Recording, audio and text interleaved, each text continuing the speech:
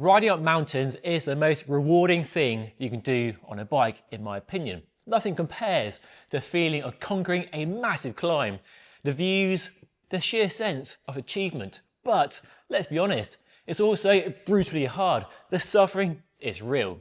So in today's video, I'm showing 6 tips that help me turn these punishing slogs into something far more manageable and maybe even enjoyable. Whether you're taking on your first proper mountain or chasing PRs on famous cols, these tips will hopefully help you ride smarter, suffer less, and reach the summit feeling stronger.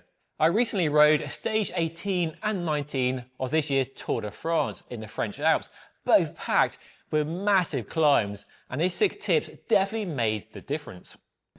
The most common mistake that riders make on a long climb is going too hard too soon. The bottom always feels deceptively easy. You're fresh, the adrenaline is high, maybe you're in a good group, maybe there's even a crowd.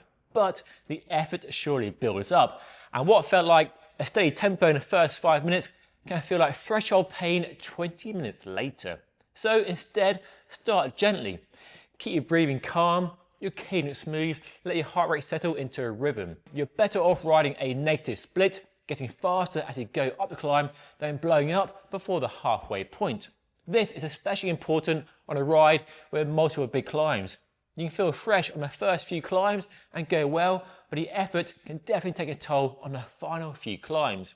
So definitely go slower than you think feels right on the first climbs and save something for the final big kick.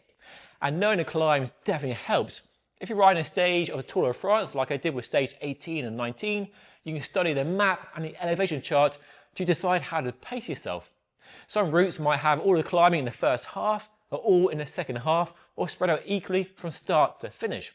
And information like this can influence how you pace yourself. Now, I'm talking about pacing yourself to finish. If your goal is to go as fast as possible and get all the KOMs, then your pacing strategy is different.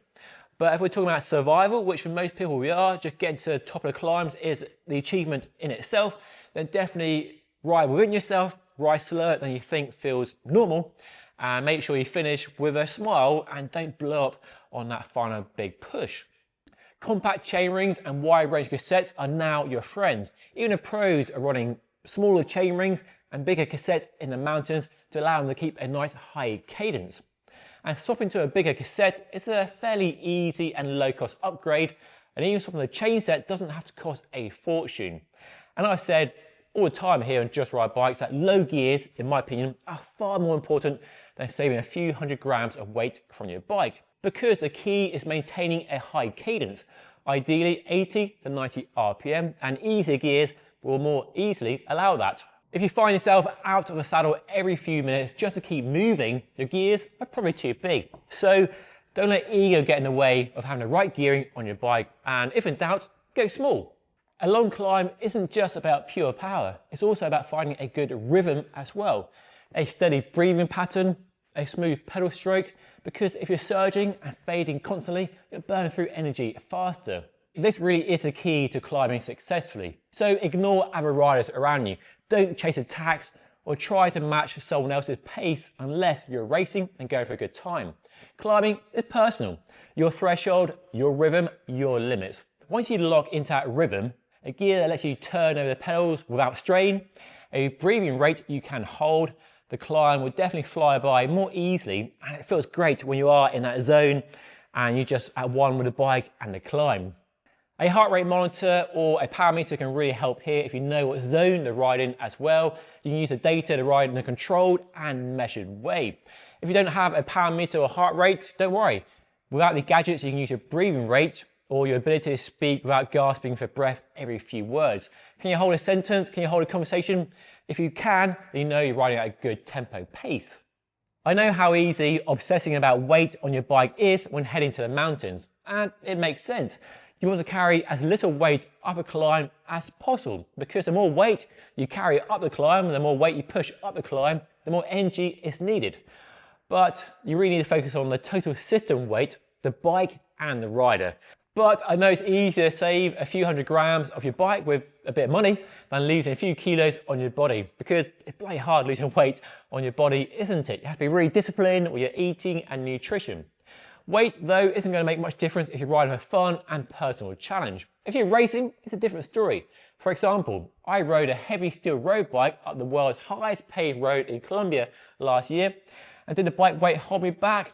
No, not really. The gearing, the pacing, nutrition, and some mental resilience were far more important to me reaching the summit. It's surprisingly easy to forget to eat and drink on a big climb, especially when you're focused or suffering.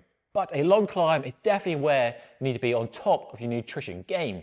On a route like stage 18 or 19 of this year's Tour de France, you need to eat from the beginning of the ride, in the first 30 minutes, and use a flat road and descent to stuff down bars and gels or whatever food you're using, and don't forget to keep drinking on the climbs as well. You can get more scientific about this and aim for a target number of carbohydrates per hour based on your energy usage and requirements and your energy drink mix or gels. The pros these days are doing between 100 and 150 grams of carbs an hour, a lot more than they used to.